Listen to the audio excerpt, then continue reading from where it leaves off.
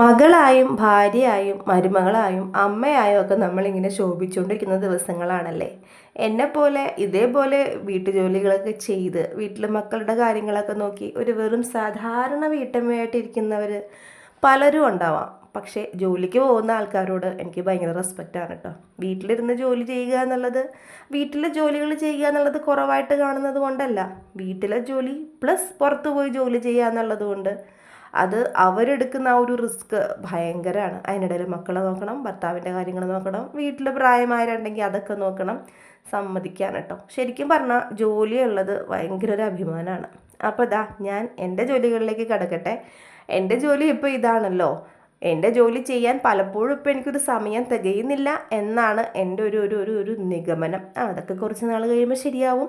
അപ്പോൾ രാവിലെ വെള്ളയപ്പം ഉണ്ടാക്കിയതിൻ്റെ മാക്കി ഭാവിൽ കുറച്ച് അരിപ്പൊടിയും ഇച്ചിരി പഞ്ചസാരയും കുറച്ച് ഏലക്കാപ്പൊടിയും അതേപോലെ തന്നെ ഇച്ചിരി നമ്മുടെ മാഗിയുടെ കോക്കനട്ട് മിൽക്ക് പൗഡർ ഇല്ലേടാ, അതും കൂടി ഇട്ട് വെച്ച് അവിടെ മാറ്റി വെച്ചിട്ടുണ്ട്. വൈകുന്നേരം ആകുമ്പോൾ കിണ്ണത്തപ്പം ഉണ്ടാക്കാനാണ്. പക്ഷെ ഞാൻ അന്ന് ഉണ്ടാക്കിയില്ല, പിറ്റേ ദിവസമാണ് കേട്ടോ ഉണ്ടാക്കിയത്. എന്തായാലും ഏതെങ്കിലും ഒരു പാക്കറ്റ് പൊടി പൊട്ടിക്കുന്ന ആ പരിസരം എന്തായാലും പൊടി കൊണ്ട് അങ്ങനെ നിറയും.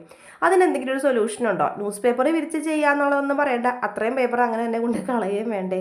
നമുക്കൊരു അത്യാവശ്യത്തിന് എടുക്കാൻ പിന്നെ ഉണ്ടാവില്ല. പൊതുവെ ഇവിടെ ന്യൂസ് പേപ്പറിന് നല്ല ക്ഷാമമാണ്, നമ്മൾ പത്രം വരുത്താറില്ല.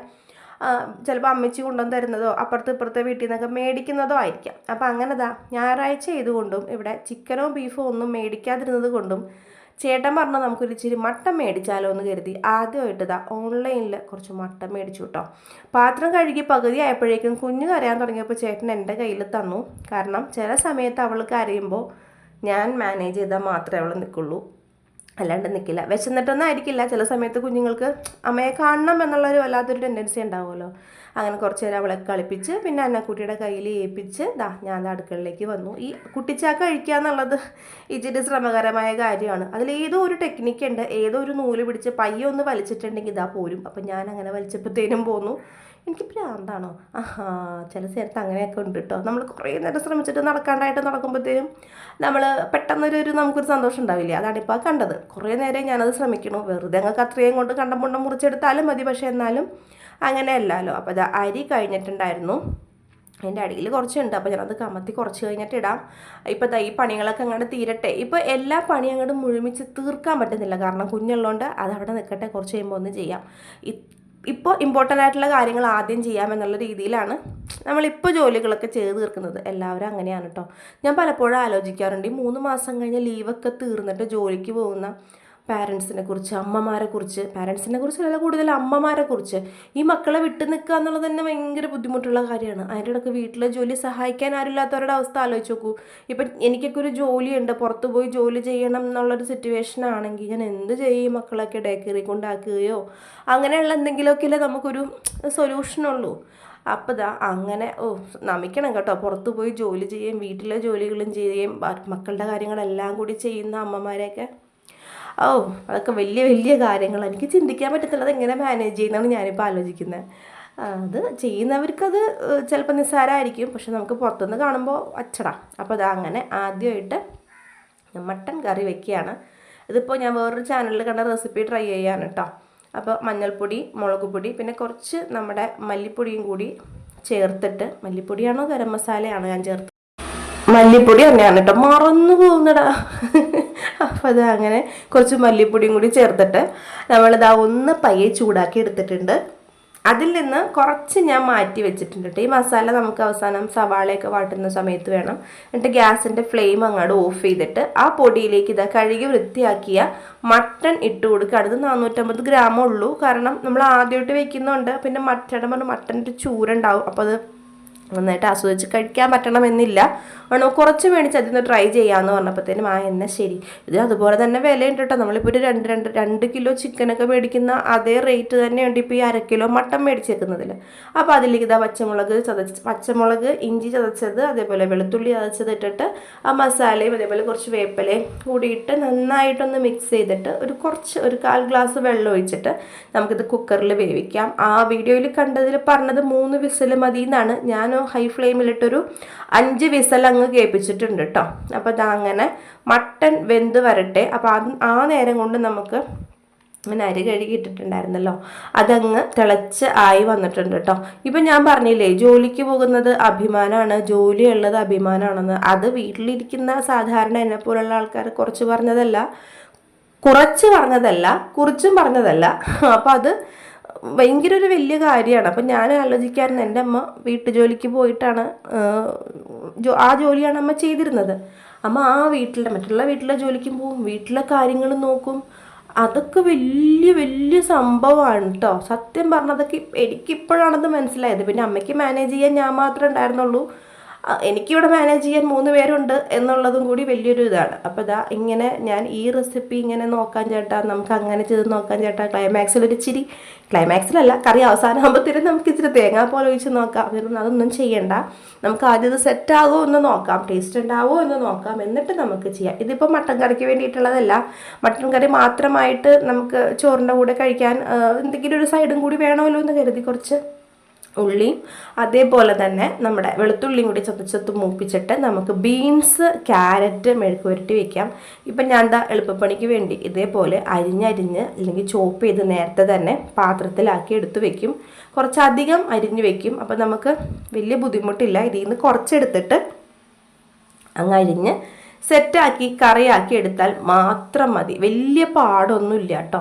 ഇപ്പം ഇങ്ങനെയാണ് ചെയ്യുന്നത്. അല്ലെങ്കിൽ എനിക്ക് രാവിലെയൊക്കെ പച്ചക്കറി അരിയാൻ കുറേ നേരം വേണം, അതിന് കുറേ നേരം വേണം. ഞാൻ വേഗം ചെയ്യും. പക്ഷെ എന്നിരുന്നാൽ പോലും എന്നാലും അതിന് സമയം പോകുമ്പോൾ അത്രയും ബുദ്ധിമുട്ട്. ഉള്ളിയൊക്കെ കുറച്ച് TV കാണുന്ന സമയത്ത് ടൈം കിട്ടുമ്പോൾ കുറേയൊക്കെ പൊളിച്ച് വയ്ക്കും. അങ്ങനെയൊക്കെ കുറേ കാര്യങ്ങളൊക്കെ ചെയ്യുന്നത് കൊണ്ട് കുറച്ച് സ്മൂത്തായിട്ട് പോകുന്നു. അപ്പോൾ അത് നമുക്ക് പച്ചക്കറി ഒന്ന് താളിച്ചെടുക്കാം. ഞങ്ങളുടെ ഇവിടെ താളിച്ചെടുക്കുക എന്ന് പറയും, ഉലർത്തുക എന്ന് പറയും. ചില സ്ഥലത്ത് അതൊക്കെ ചീത്ത വാക്കാണ് കേട്ടോ. അങ്ങനെ മുളക് പൊടി മഞ്ഞൾപ്പൊടി ഇട്ട് മുരിഞ്ഞ് വന്നപ്പോൾ ഇച്ചിക്കോളം വേപ്പിലയും ആവശ്യത്തിന് ബീൻസും അതിലേക്ക് കുറച്ച് ക്യാരറ്റും കൂടി ഇട്ടിട്ട് ഇച്ചിരി ഉപ്പും കൂടി ഇട്ടിട്ട് നന്നായിട്ടൊന്ന് മിക്സ് ചെയ്തെടുക്കുക. ഇതിൽ ഒട്ടും വെള്ളം ഒഴിക്കരുത് കേട്ടോ. ഇത് വെള്ളം ഒഴിച്ച് വേവിക്കുന്നവരുണ്ട്. വെള്ളം ഒഴിച്ച് വേവിക്കണ്ടാടാ, എന്നോട് കമൻറ്റ് ബോക്സിൽ പറഞ്ഞ കുറച്ച് വെള്ളം ഒഴിച്ച് വേവിക്കും, നല്ല ടേസ്റ്റ്. പക്ഷെ വെള്ളം ഒഴിച്ച് ഞാൻ വേവിച്ചിട്ടുണ്ട്. കാരണം ചീരയൊക്കെ വെള്ളമൊഴിച്ച് വേവിക്കുന്ന ആൾക്കാരെ കണ്ടിട്ടുണ്ട്. പണ്ടൊക്കെ ഞാൻ അങ്ങനെയായിരുന്നു, മഹാപൊട്ടിയായിരുന്നു. പക്ഷേ ഇപ്പം നമുക്ക് വെള്ളമില്ലാണ്ട് ആ പച്ചക്കറിയിലെ വെള്ളത്തിൽ തന്നെ അങ്ങോട്ട് നല്ല ആവിയിലിരുന്ന് വെന്ത് വരുന്ന മെഴുക്ക് വരട്ടിട്ടൊരു ടേസ്റ്റ് ഉണ്ടല്ലോ, അത് വേറെയാണ് കേട്ടോ. അപ്പോൾ നമുക്കിനി മട്ടൻ കറി വയ്ക്കാം. മെഴുക്ക് വരട്ടി അവിടെ ഇരുന്ന് ആയിക്കോളും. അപ്പോഴേക്കും ഞാൻ ഇവിടെ മട്ടൻ കറിക്ക് വേണ്ടിയിട്ട് വെളിച്ചെണ്ണ തന്നെയാണ് എടുത്തിട്ടുള്ളത്. അതിലേക്ക് ഇഞ്ചി അതേപോലെ വെളുത്തുള്ളിയും കൂടി ചതച്ചതിട്ട് കൊടുത്തിട്ടുണ്ട്.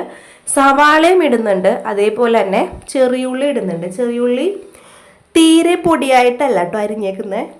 ഇങ്ങനെ ഒരു ചെറിയുള്ളി തോല് പൊളിച്ച് കഴുകി വൃത്തിയാക്കിയിട്ട് അതിന് നമ്മൾ രണ്ടായിട്ട് ഇങ്ങനെ പിളർന്നിട്ട് ഇടത്തില്ലേ, അങ്ങനെ ഇട്ടിരിക്കുന്നത്. അങ്ങനെയാണ് ഞാൻ ആ വീഡിയോയിൽ കണ്ടത്. ഇനിയിപ്പോൾ കുറച്ച് ദിവസം കഴിഞ്ഞ് ഇനി മട്ടൺ മേടിക്കുമ്പോൾ എനിക്ക് എൻ്റെ രീതിയിൽ ഞാൻ ഒന്ന് ട്രൈ ചെയ്ത് നോക്കും.